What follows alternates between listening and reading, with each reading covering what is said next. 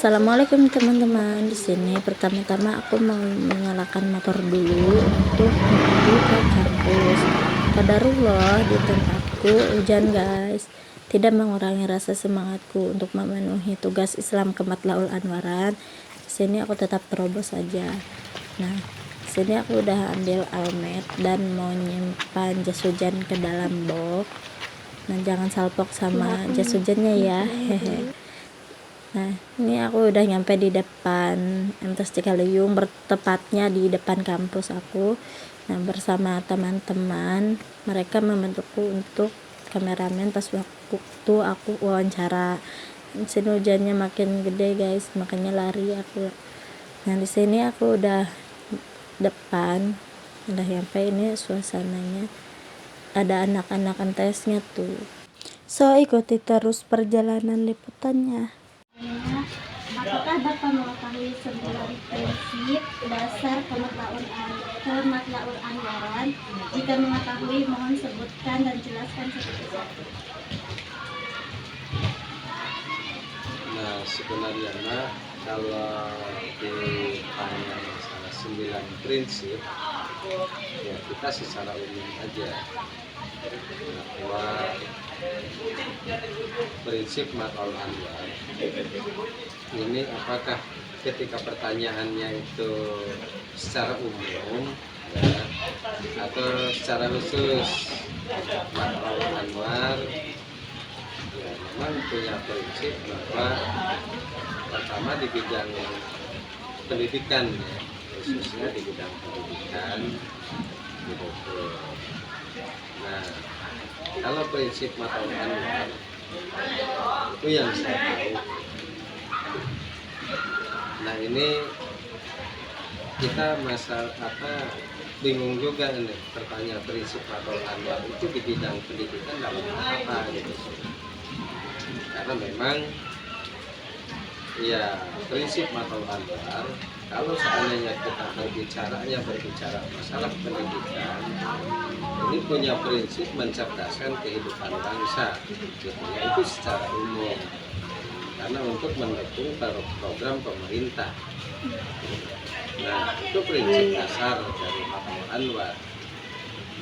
Nah, terus ya sesuai dengan berdirinya Matlaul Anwar itu bahwa Matlaul Anwar itu berdiri di mana pada masa itu ini banyak sekali gejolak-gejolak atau terjadi di daerah Provinsi Banten, khususnya Menes ya,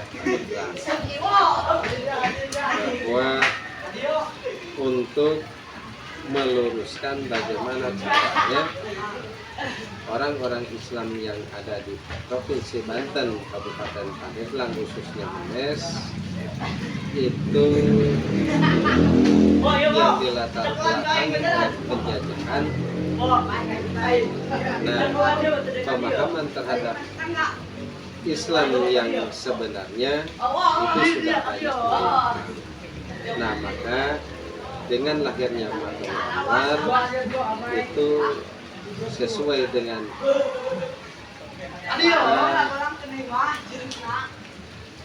arti dari Matlaul Anwar itu adalah tempat keluarnya cahaya. Nah, maka Matlaul Anwar membawa cahaya itu untuk memecahkan permasalahan yang ada di Kecamatan Menes, Kabupaten Pandeglang. Itu prinsip dasar dari Matlaul Anwar. Nah, adapun masalah pemahaman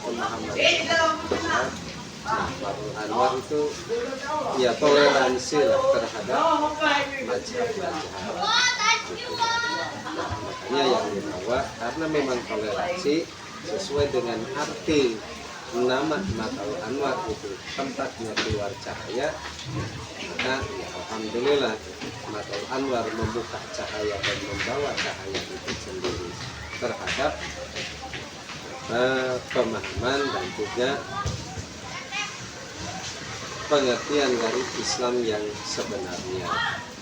Itu yang dibawa dan menjadi prinsip dalam Matlaul Anwar. Sehingga terjadi sekarang ya alhamdulillah Matlaul Anwar tetap eksis, tetap ada dan tetap berkembang sampai saat ini. Dasarnya itu tadi, tasamuh terhadap ya 4 mazhab, terus dasarnya untuk memberikan cahaya kepada umat Islam khusus yang ada di Menes, memuliakan Islam dan juga Banten. Itu prinsip dasar gitu ya secara umum. Baik, apakah ke-9 prinsip dasar tersebut bisa dilaksanakan dalam pemimpinan madrasah ini? Nah, alhamdulillah bahwa di madrasah ini ya dalam pelaksanaannya itu sesuai dengan perkembangan ilmu dan teknologi, bahwa prinsip dasar tersebut itu dilaksanakan sekalipun belum sepenuhnya kita laksanakan. Ya, diantaranya bagaimana caranya memperkuat anak-anak atau siswa-siswi di sini dalam hal pemahaman agama dengan cara mengadakan pengajian rutin ya, dan juga dengan pelaksanaan ibadah-ibadah. Nah, sehingga prinsip tersebut ya bisa kita apresiasikan dan bisa kita laksanakan dalam kehidupan sehari-hari. Itu dalam pelaksanaannya ya, realisasi di lapangannya gitu. Itu dalam pelaksanaan prinsip dasar yang ada di Mataul Anwar.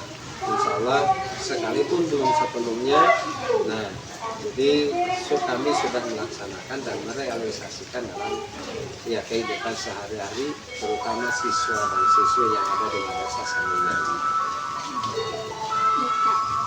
Kalau misalnya Bapak mendapatkan informasi tentang ke-9 prinsip tersebut, jelaskan bagaimana Bapak bisa mendapatkan informasi tentang ke-9 prinsip Matla'ul Anwar.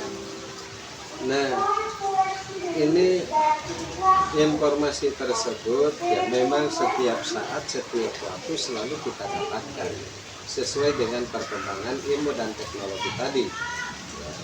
Bahwa kita memang tidak bisa lepas dari perkembangan ilmu dan teknologi, dan Matla'ul Anwar pun menyesuaikan dengan perkembangan ilmu dan teknologi tersebut, termasuk yang ada di Madrasah Sanawiyah Matla'ul Anwar sekarang ini, yaitu hubungannya dengan pelaksanaan kegiatan proses belajar mengajar yang ada di madrasah. Bapak, pertanyaan selanjutnya, apakah ke-9 prinsip dasar tersebut perlu diketahui atau diamalkan oleh para siswa? Nah, sebenarnya itu adalah bagian dari kewajiban para siswa dan siswi yang masuk ke Matla'ul Anwar atau khususnya MTS Matla'ul Anwar sekali ini. Mereka udah harus tahu dan juga paham, dan bahkan bisa dilaksanakan nanti ketika mereka sudah lulus dari sini. Dan itu adalah satu kewajiban buat warga Matla'ul Anwar, khususnya dari generasi penerus Matla'ul Anwar, sehingga nanti ketika mereka lulus dari MTS Matla'ul Anwar bisa menularkan dan melaksanakan apa yang mereka dapatkan di MTS Matla'ul Anwar ini. Apa saja Pak usaha Bapak untuk memasyarakatkan ke-9 prinsip ini kepada para siswa atau guru-guru? Nah, jadi yang kami Mau sebutkan contohnya? ya, yang kami laksanakan ini contoh. Ya. Jadi Matla'ul Anwar itu bahwa ini dalam hal pemahaman, ya, dalam hal pemahaman secara keagamaan. Ini kalau secara secara contoh detailnya, diantaranya pelaksanaan ibadah. Terus yang kedua, budaya yang berkembang, semacam misalnya tahlil, itu dalam pelaksanaan ya yang seharusnya memang kita bisa memilih. bisa memilih dan juga bisa memilah. Artinya mana yang harus kita laksanakan atau menjadi kewajiban, mana yang menjadi ya sebagai budaya. Itu dalam pelaksanaan kehidupan sehari-hari di lapangan.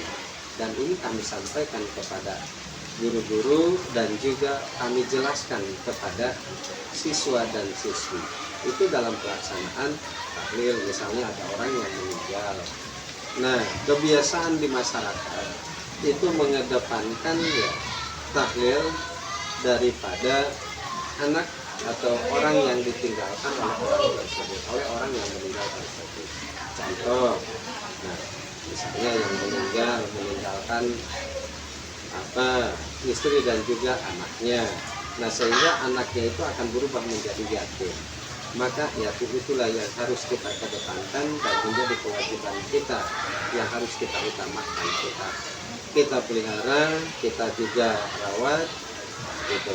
Nah makanya di sini dengan dasar tadi bahwa di sini ya kami punya agenda bahwa tiap 3 bulan sekali kami mengadakan dan juga memberikan ya sumbangan ya ala kadarnya kepada anak yatim piatu.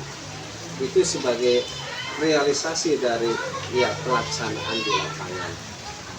Itu yang kami lakukan. Nah, jadi kami lebih mengedepankan mana yang wajib atau mana yang harus kami dahulukan kita laksanakan dan mana yang harus kita kesampingkan gitu, dalam pelaksanaan di lapangan.